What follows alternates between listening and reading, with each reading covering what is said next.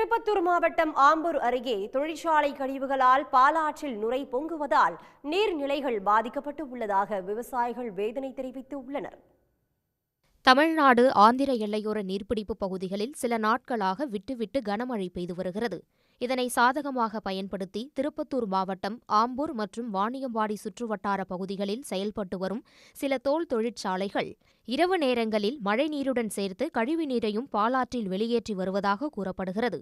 இதனால் பாலாற்று நீர் முழுவதும் நுரை பொங்கி வருவதோடு நீர்நிலைகள் பாதிக்கப்பட்டுள்ளதாக விவசாயிகள் வேதனை தெரிவித்துள்ளனர்.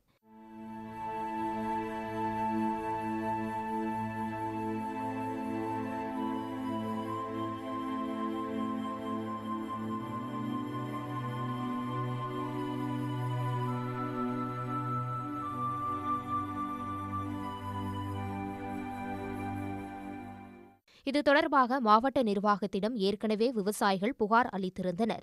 அப்போது ஆய்வு மேற்கொண்ட மாசு கட்டுப்பாட்டு வாரிய அதிகாரிகள் புகாருக்கு உள்ளான ஆலைகளுக்கு சீல் வைத்து மின் இணைப்பையும் துண்டித்தனர்.